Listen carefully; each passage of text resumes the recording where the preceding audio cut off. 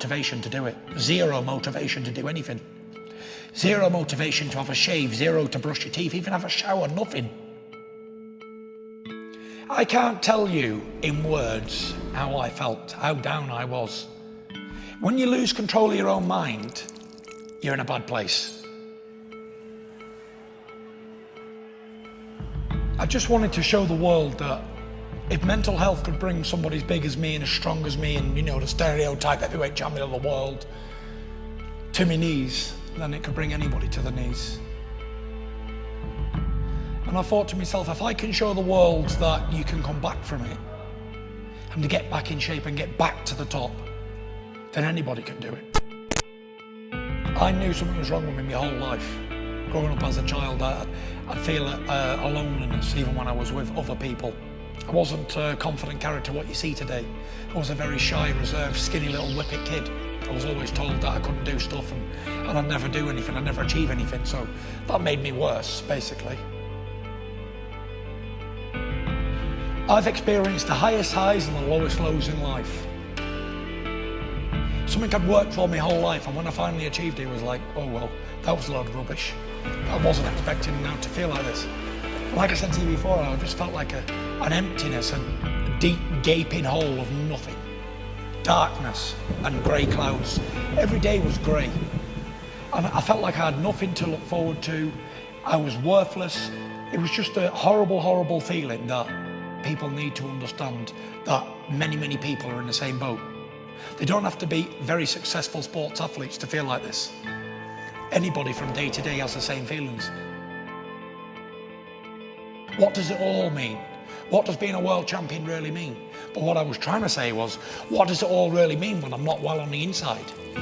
I was in a position of power. I had glory, fame, achievements, money, a family, all earthly assets that one could want. But it meant nothing, so they couldn't understand why would this man feel like this. The repetitive thinking, the same stuff day in, day out, and it won't go away. And the more I'm trying to think, right, I want to be positive, negative, negative, negative, negative. And everyone I was around was getting negative too because I was putting it on them. This went on for 18 months, well, of me battling my own self every day, drinking, abusing my body, eating rubbish, taking drugs. Everything I stood for didn't matter anymore. I'd never ever experienced anything in my whole life, even though I'd had anxiety before. This was the king daddy of all anxiety attacks.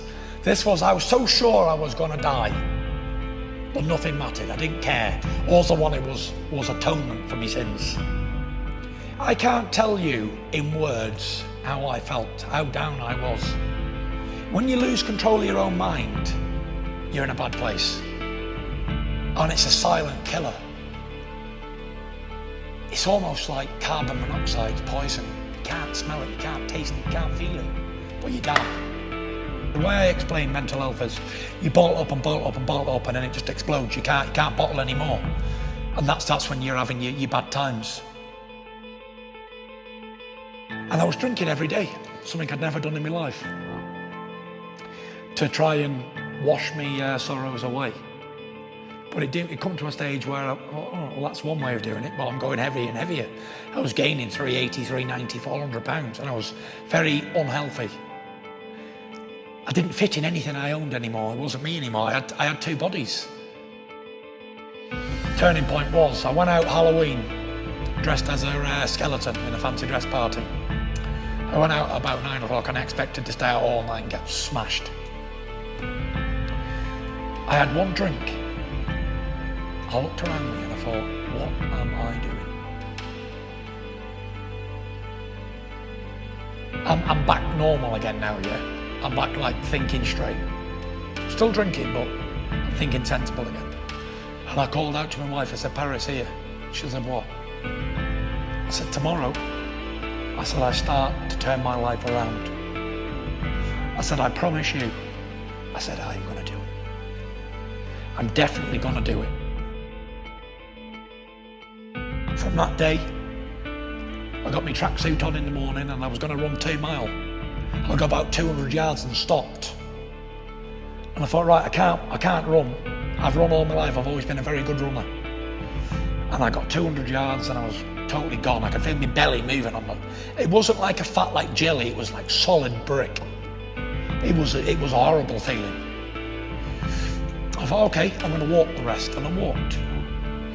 And every day I'd go out on the canal and I'd do a little run in my sweatsuit. And every day I'd get a little bit further until I was doing 4 or 5 mile again. And then I come back and I worked my way back, and we worked repetitively, day in, day out, day in, day out. And at that time I was still sleeping with the light on.